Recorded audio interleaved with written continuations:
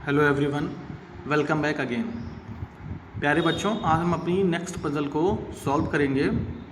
तो सबसे पहले इसमें जो भी इंस्ट्रक्शंस दिए हुए हैं मैं उनको पहले डिस्क्राइब करूंगा, उसके बाद फिर हम अपनी पज़ल को सॉल्व करेंगे। तो यहाँ पर ऊपर लिखा हुआ डायरेक्शंस।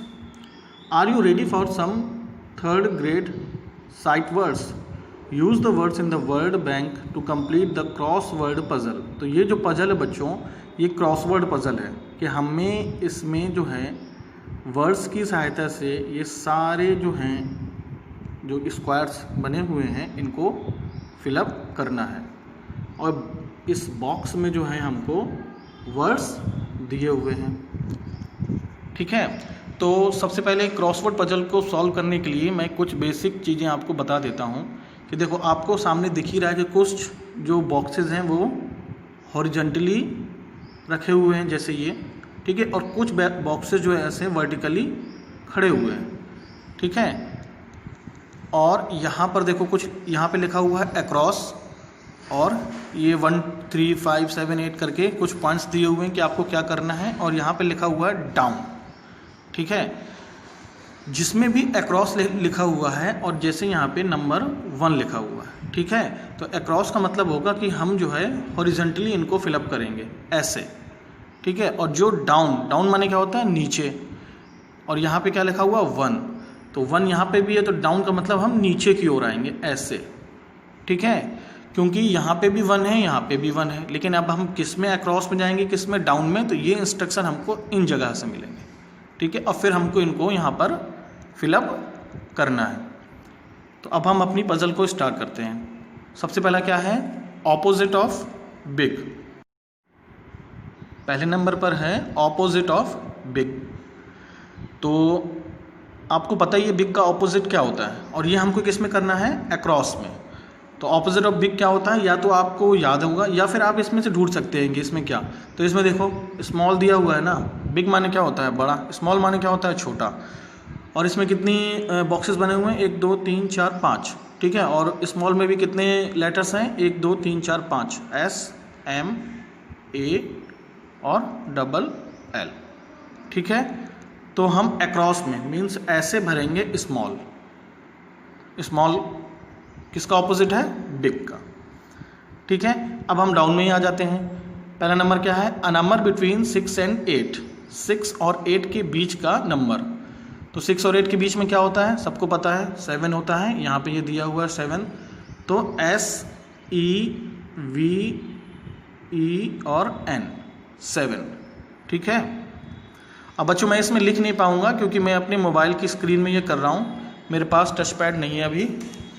तो मैं आपको बोलता जा रहा हूँ, आप इस तरीके से करते जाइएगा। पहले नंबर पे यहाँ पे अक्रॉस में क्या हो जाएगा, स्मॉल, और डाउन में क्या हो जाएगा 7।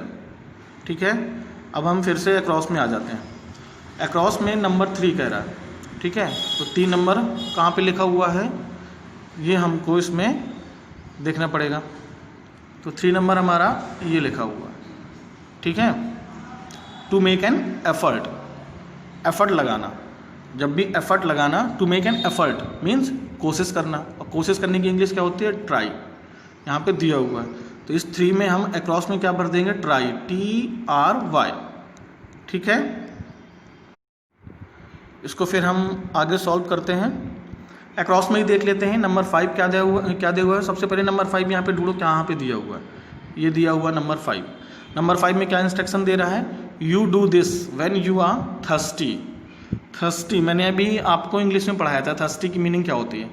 थर्स्टी माने क्या होता है, क्या होता है प्यारे बच्चों, मतलब प्यास लगना।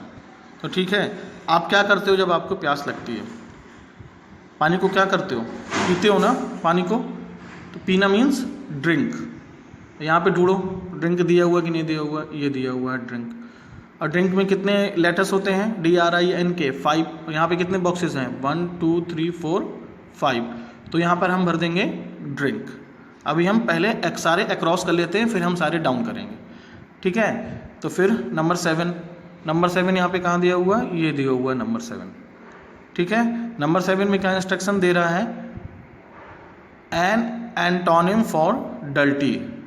एक होता है सिनोनिम और एक होता है एंटोनिम। एंटोनिम या फिर ऑपोजिट। मीन्स उल्टा, ठीक है। तो डर्टी का ऑपोजिट क्या होगा, ये होता है क्लीन, ये दिया हुआ है यहाँ पर क्लीन। और यहाँ हमें अक्रॉस में किस में भरना है, नंबर 7 में, तो यहाँ पर आ जाएगा क्लीन, CLEAN,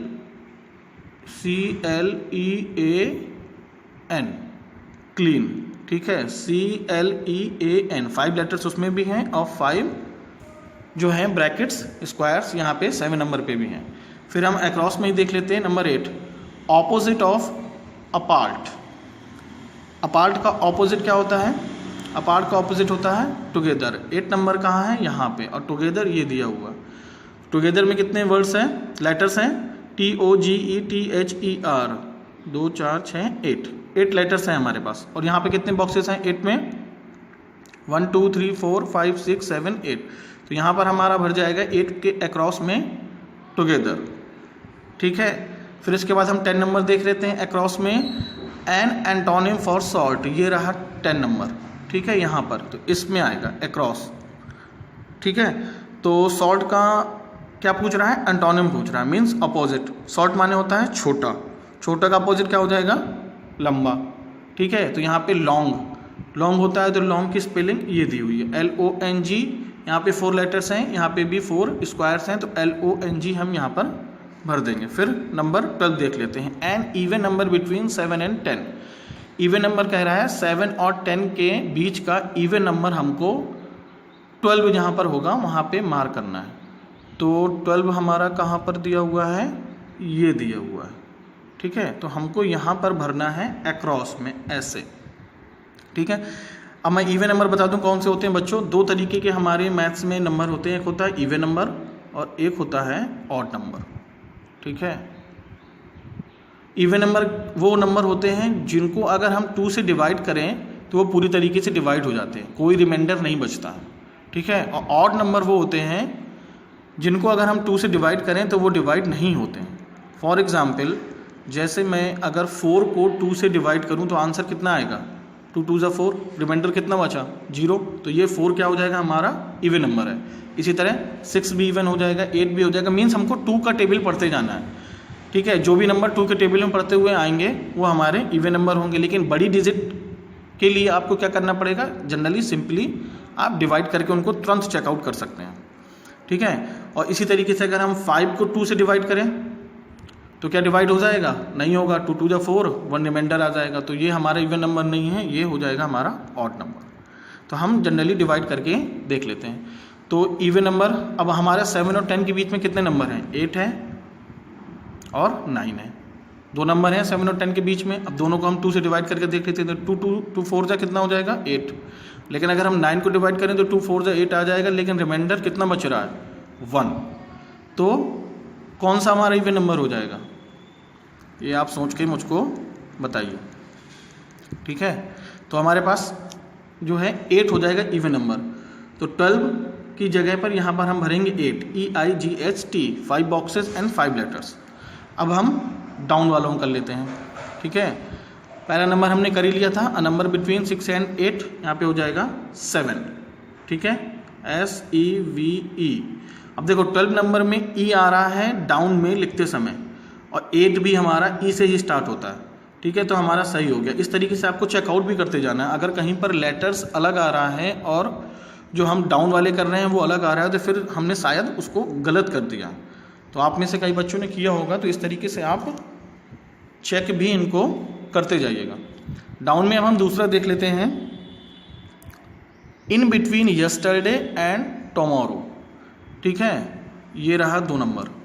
अब ये डाउन में हमको करना है। तो इन बिटवीन यस्टरडे और टुमारो के बीच में क्या होता है, यस्टरडे मीन्स जो कल बीत गया, और टुमारो मीन्स जो आने वाला है। तो आने वाले कल और बीत गए कल के बीच में क्या है, आज।